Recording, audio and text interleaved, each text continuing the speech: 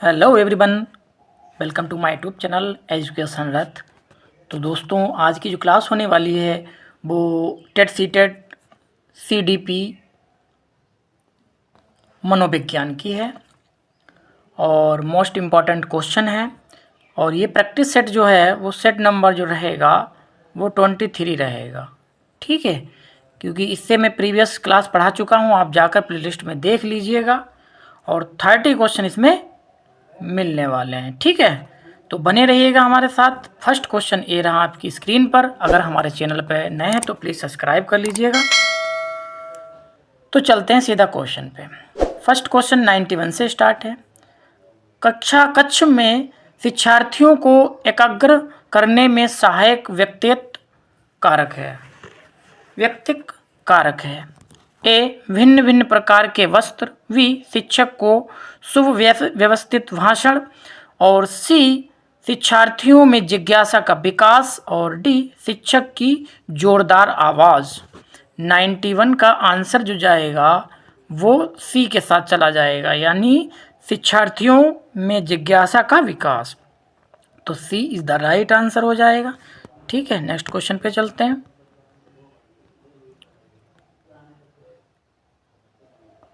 Question number 92। किसी बालक में व्यवहार के निर्धारण के संदर्भ में निम्नलिखित में से कौन सा व्यवहार उत्तम है। ए जब बालक के सम्मुख अनेक प्रेरक हो तो उनमें से कुछ अधिक प्रभावी होते हैं। बी प्रत्येक बालक आवश्यकताओं की संतुष्टि के लिए अधिक से अधिक प्रयास करता है। और सी वाला ऑप्शन, जब बालक के सम्मुख अनेक लक्ष्य हों तो उसके लिए सभी लक्ष्य समान हैं।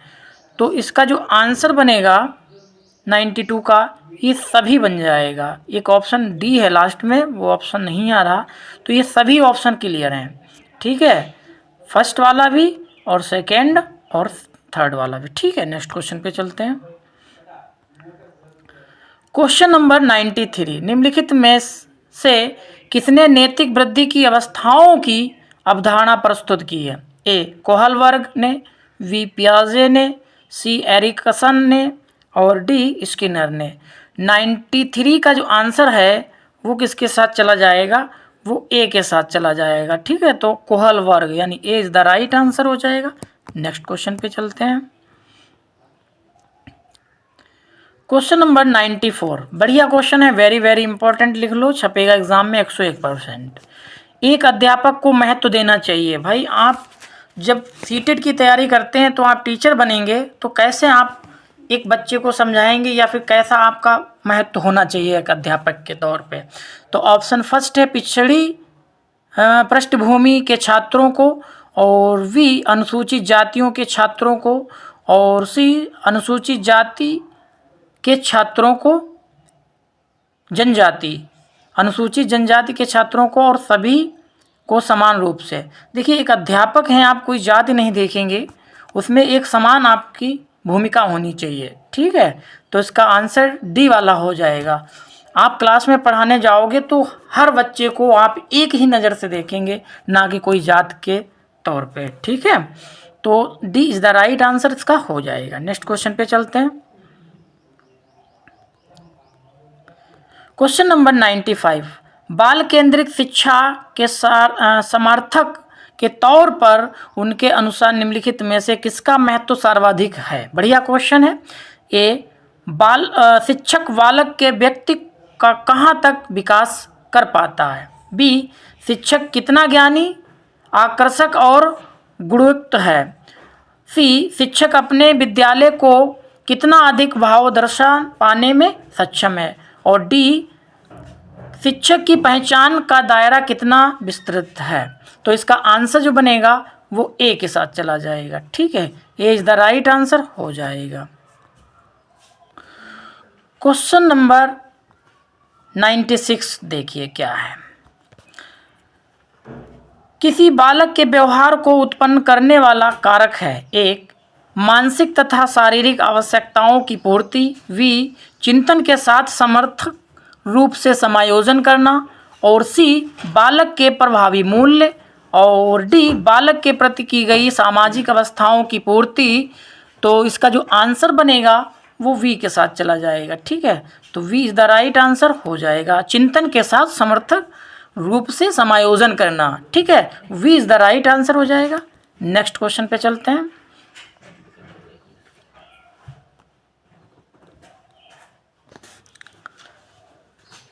नेक्स्ट क्वेश्चन ये रहा आपकी स्क्रीन पे, क्वेश्चन नंबर 98। छात्र एवं छात्राओं के बीच लैंगिक प्रभावों का कम करने के लिए उपयुक्त उपाय नहीं है। इसमें नहीं की बात की, जरा ध्यान देना इस पे, नहीं की बात करें उस पर थोड़ा सा ध्यान जरूर देना। ऑप्शन ए, छात्राओं को छात्रों के समान अधिकार देना चाहिए। बी, छात्राओं को छात्रों से या के समान कार्य के समान अवसर उपलब्ध कराने चाहिए। और सी, छात्राओं क्या लिखा है, छात्राओं को छात्रों के समान शैक्षिक योग्यता की समानता उपलब्ध करानी चाहिए। ये यहाँ पे छात्राओं लिखा है। ठीक है, छात्राओं छात्रों से।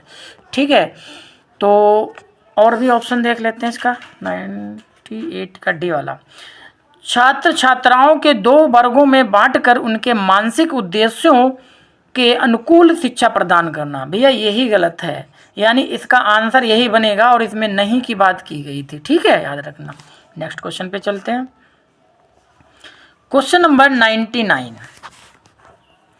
निम्न में से किसने वंशानुक्रम को व्यक्ति भिन्नताओं के प्रमुख कारण माना है? बढ़िया क्वेश्चन है, वेरी वेरी इंपॉर्टेंट, छपेगा एग्जाम में 101%। ए, मन, वी, स्किनर, और सी, क्रो, और डी, डायलर। तो इसका जो आंसर बनेगा वो ए के साथ चला जाएगा। ठीक है, मन। ठीक है, नेक्स्ट क्वेश्चन पे चलते हैं। क्वेश्चन नंबर 100, वह आकलन जो विद्यालय परिषदों के दिशा निर्देशों के आधार पर तो किया जाता है किंतु परिषद बोर्ड स्तर पर नहीं कहलाता है, यानी नहीं। ए, विद्यालय आधारित आकलन, बी, निरीक्षण, सी, अवलोकन, और डी, व्यापक आकलन। तो इसका आंसर जो बनेगा वो विद्यालय आधारित आकलन, ए इज द राइट आंसर हो जाएगा। ठीक है, नेक्स्ट क्वेश्चन पे चलते हैं। क्वेश्चन नंबर 101, निबंधनात्मक प्रश्नों के द्वारा निम्नलिखित में से किस क्षमता का आकलन संभव नहीं है? ए, अर्जित ज्ञान से संगत तथ्य का चयन करना, बी, स्थूल एवं सूक्ष्म दोनों स्तरों पर समस्या को समझना, और सी, शिक्षार्थियों का भाषण कौशल, और डी, समस्या और मुद्दे के प्रति आंतरिक अभिवृत्ति को प्रदर्शन करना। तो इसका जो आंसर बनेगा वो सी के साथ चला जाएगा। ठीक है, सी इज द राइट आंसर हो जाएगा। नेक्स्ट क्वेश्चन पे चलते हैं। क्वेश्चन नंबर 102, अनुसूचित जाति के बालकों की शिक्षा के प्रसार हेतु क्या कदम उठाने चाहिए? ए, अनुसूचित जाति के बालकों के लिए पृथक विद्यालय खोलना, बी, बालकों की शिक्षा के लिए विशेष प्रकार के प्रोत्साहनों का सूत्रपात करना, और सी, विद्यालय में बालकों को समानता दिलाने के लिए संघर्ष करना, और डी, ये सभी। तो इसका जो आंसर बनेगा ये सभी बन जाएगा। ठीक है, तो D is the right answer हो जाएगा। नेक्स्ट क्वेश्चन पे चलते हैं। क्वेश्चन नंबर 103, कक्ष के दृश्य श्रव्य सामग्री के संदर्भ में निम्न में से कौन सा कथन असत्य है? यानी इसमें नहीं की बात वही है, असत्य गलत कौन सा है? ठीक है, ए, ये सामग्री शिक्षार्थियों की रुचियों में उत्तेजित करती है, बी, इन सामग्रियों को कक्षीय शिक्षण के स्थान पर प्रयोग किया जाता है, और सी देखते हैं, ये सामग्रियां मंदबुद्धि शिक्षार्थियों को अधिगम को सुलभ बनाती हैं। तो इसका जो आंसर बनेगा ये बी बन जाएगा। ठीक है, कौन सा बन जाएगा? वी। तो V is the right answer हो जाएगा। ठीक है, नेक्स्ट क्वेश्चन ये रहा आपकी स्क्रीन पे। आपकी कक्षा का एक बालक सप्ताह को 2 3 बार स्कूल से भाग जाता है वह बालक है? ए विकलांग बालक, बी मंदबुद्धि बालक, सी पिछड़ा बालक और डी सामान्य बालक। तो इसका जो आंसर बनेगा वो पिछड़ा बालक है, ठीक है, याद रखना। तो सी इज द राइट आंसर हो जाएगा। नेक्स्ट क्वेश्चन पे चलते हैं। क्वेश्चन नंबर 105, बालकों में सोचने की क्षमता सफल जीवन के लिए आवश्यक है, निम्न में से यह मत किसका है? ए पियाजे, बी क्रो और सी स्किनर और डी पावलोव। तो इसका जो आंसर बनेगा, पहले तो वेरी वेरी इंपॉर्टेंट लिख लो, छपेगा एग्जाम में 101%, याद रखना। इसी टाइप के क्वेश्चन टेट सीटेड में मिलते हैं। तो इसका जो आंसर बनेगा वो क्रो यानी क्रो एंड क्रो, ठीक है, V is the right answer हो जाएगा। नेक्स्ट क्वेश्चन पे चलते हैं।